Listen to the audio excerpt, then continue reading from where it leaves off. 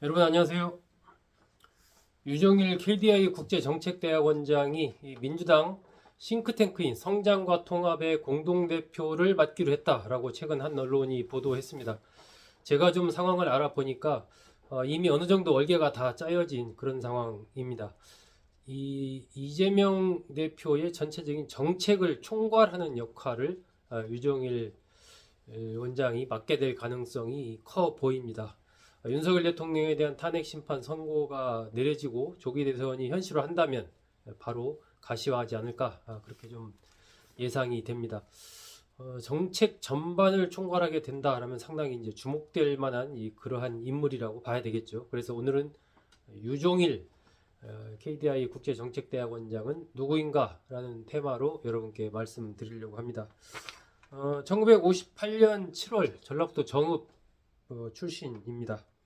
이 형제가 상당히 유명합니다. 형제들이 다 뭐 수재로 아주 널리 알려진 그런 인물들이죠. 형제자매가 사남 이녀입니다. 제일 위에가 이제 유종수 교수인데 전주고를 나와서 서울대 상대 졸업하고 뉴욕 주립대를 나왔습니다. 뉴욕대와 토론토대에서 이제 교수 등을 지내고 현재도 교수로 있는 걸로 그렇게 좀 알고 있습니다. 유종근 전 전라북도 지사죠. 이리 남성고를 나와서 고려대를 졸업하고 역시 뉴욕 주립대를 나왔습니다. 그리고 유명순, 유명숙 누나들이 있고 또 바로 위 형이 이제 유종성 전 경실련 사무총장입니다. 신일고등학교 나와서 서울대를 나왔죠. 그리고 유종일 KDI 국제정직대학원장은 서라벌 고등학교를 나오고 서울대를 나왔습니다. 그런 뒤에 이제 하버드대를 졸업을 했죠. 서울대를 다닐 때 오늘 말씀드릴 주인공 이제 유종일 원장이기 때문에 서울대를 다닐 때 인생의 어떤 터닝 포인트가 된 책 두 권을 이때 읽었다라고 얘기한 적이 있습니다. 리영희 전 한양대 교수죠. 돌아가셨습니다. 전환시대의 논리. 당시에 이제 학교 다닐 때 이른바 필독서였죠. 그리고 황석영 소설가의 객지. 이 두 가지가 자신의 인생의 터닝 포인트가 된 책이었다. 이렇게 얘기를 했습니다. 창비를 정기구독했다고 얘기를 하고요. 고등학교 때 이과를 다녔는데 대학은 문과로 진학을 했습니다. 서울대에 가서 이제 학생운동을 하게 됩니다. 그리고 또 여러 가지 뭐 경찰이라든지 기관을 좀 왔다 갔다 하는 제적도 되고 구속도 되고 뭐 이런 경험을 좀 겪게 됩니다. 제1교회에서 전태일 열사의 남동생과 청계 피복노조 노동자들과 단식 농성을 한 적이 있다. 서울대 사회학과 심포지엄 사건으로 경찰서에 잡혀가기도 했다. 긴급조치 9호 위반 마지막 사건의 주동자로 구속된 적도 있다. 뭐 이런 얘기를 했고요. 하버드대로 가게 된 그 배경이 정운찬 전 서울대 총장, 국무총리도 지내셨죠. 정운찬 전 서울대 당시 이제 교수죠. 정운찬 교수가 지도 교수였다고 합니다. 당시에는 이제 지도 교수가 있어서 학생들을 뭐 전체적으로 어쨌든 통제하고 좀 뭐 면담도 하고 관리하고 이런 역할을 했지 않습니까? 지도 교수가 정운찬 교수였는데 정 교수가 나는 너를 통제하거나 뭐를 할 생각이 없으니까 네 마음대로 뭐 활동해라. 대신 학점 관리를 잘해라. 인생 어떻게 될지 모른다. 뭐 이런 얘기를 했다는 거죠.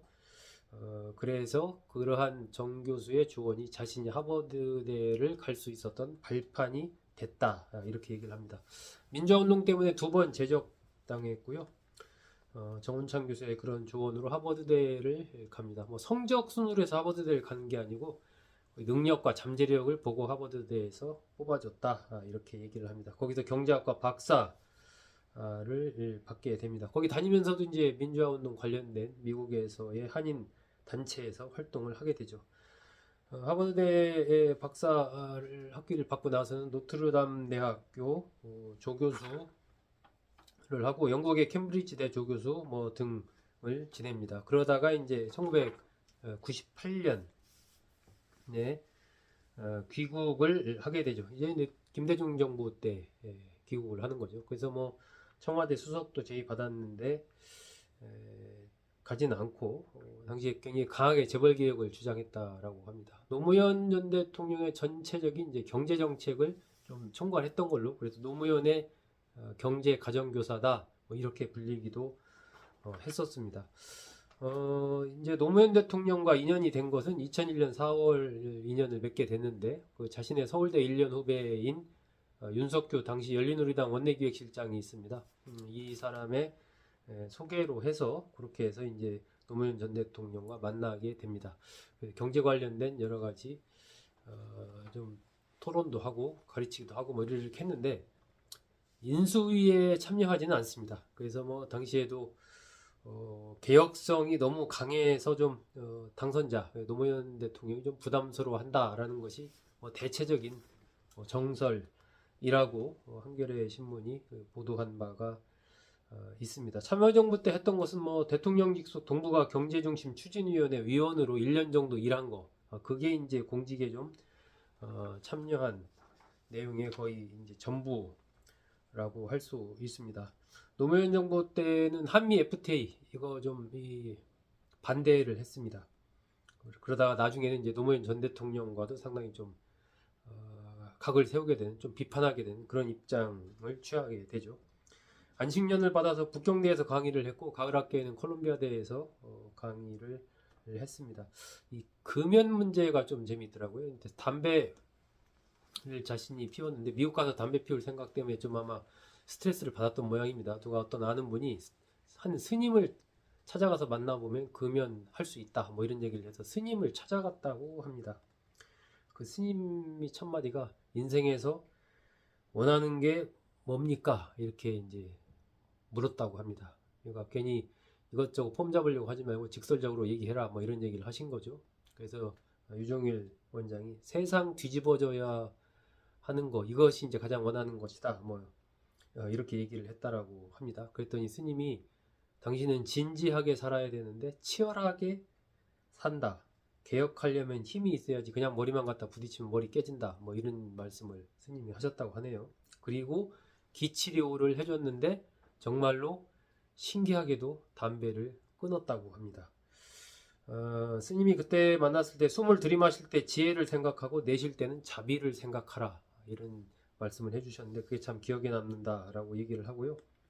2015년 1월 달에 암 판정도 받은 적이 있습니다. 신우암이라는 암 판정을 받았는데 수술하고 나서 다행히 완치가 됐습니다. 그때 유서도 쓰고 뭐 장기기증 서약도 하고 사전 연명 의료 의향서에도 서명도 하고 막 이랬었는데 나중에 정책적으로 이 사전 의료 연명 의료 의향서에 서명한 사람들은 보험료를 깎아줘야 된다라는 뭐 그런 주장을 펼치기도 했습니다.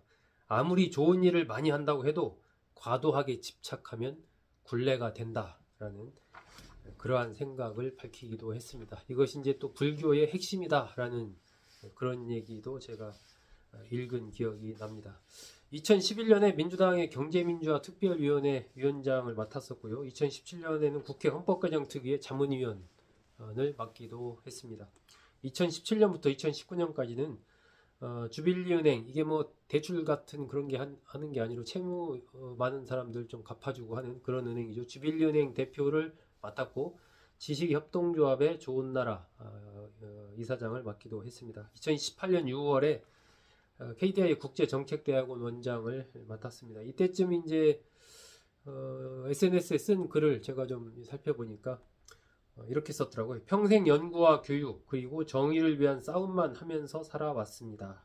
이제 행정을 해야 하니 목소리 낮추고 성과를 내는 일에 집중하려고 합니다.